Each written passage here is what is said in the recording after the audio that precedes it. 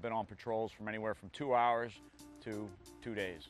So their level of readiness is maintained throughout the whole time.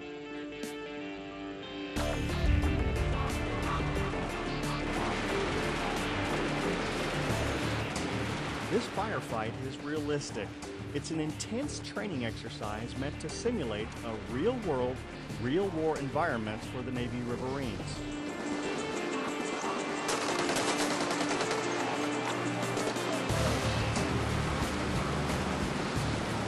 All the scenarios that were developed are based on actual events that occurred on our last deployment or previous deployments as well too, so quite accurate.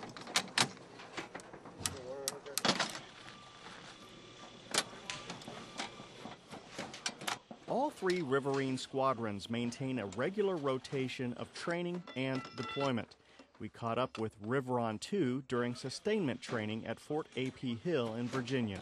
The ship takes a turn, you still got control, you're not going anywhere. Come in, push in, 1 click, back twice, and you're back in the fight and come back up. All of them are all veterans from Iraq, so they've all been trained for this job. They've been through a rigorous training cycle in the previous 2 years, so really what we're doing is retooling what they've learned and switching it back on to get ready to redeploy again. The ongoing sustainment is extremely critical. The riverine combat skills to include maneuvering of the craft, controlling those weapons and working those small arms and crucial weapons, their perishable skills, driving the tactical vehicles. So to be able to refresh those on a periodic basis, especially within 90 days, is extremely helpful. I also foresee, talking to my boss and my higher leadership, that we may duplicate this fleet where after we get back from a combat mission, we may reset for about 30 or 45 days and maybe go out on another combat mission for a shorter stint, maybe 30 or 40 days. So to be able to sustain ourselves so we're always combat ready, always worldwide deployable, is definitely an important asset to be able to bring to the fight.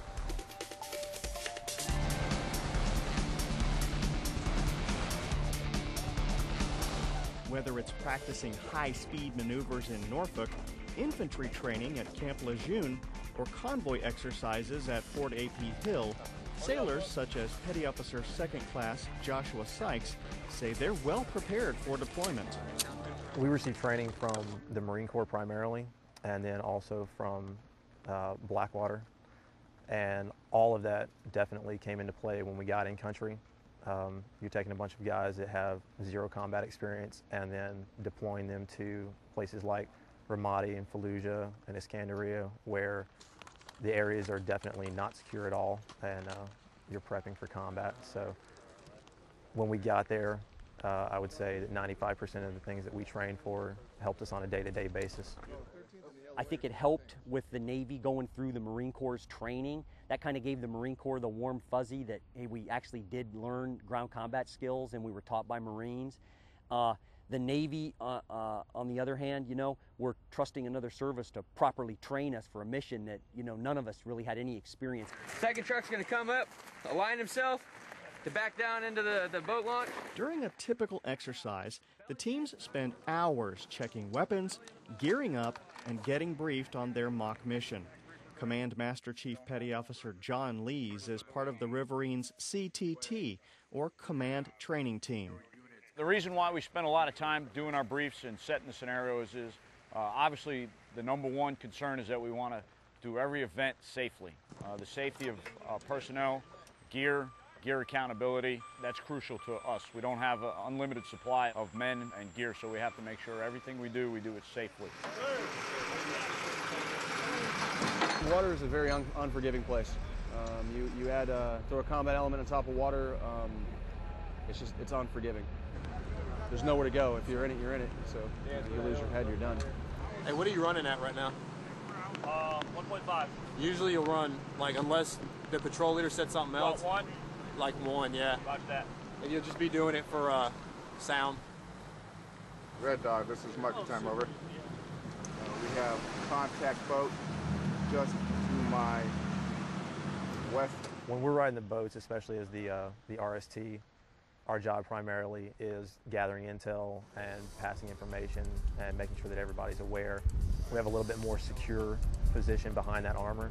As soon as we get on the ground, absolutely, you're looking around, your adrenaline's automatically high. It's a 360 fight all the time. It's incredibly dynamic, and the training you get prepares you for that. But yeah, absolutely, there's definitely a scare factor in there.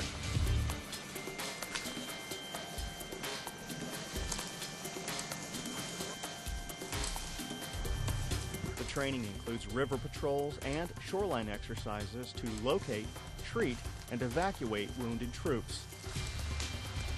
We did do quite a few insertion and extractions.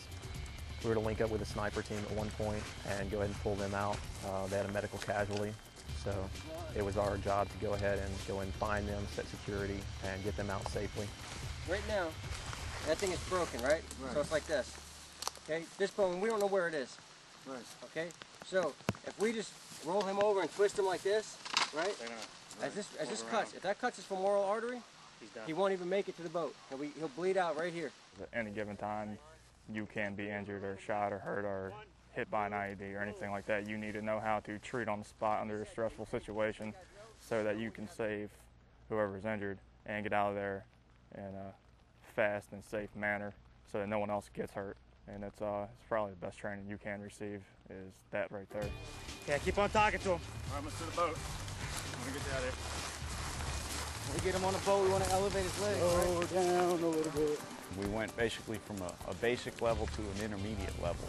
We initially started off pretty slow with just launching the boats, getting the boats up on comms, and then the scenario that the command training team put forth to them, it progressed into where they had to actually put some guys on the ground.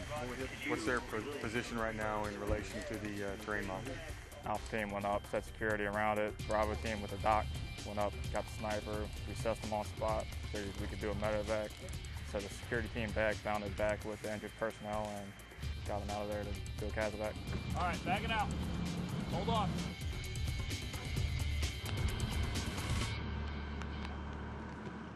But the exercise wasn't over.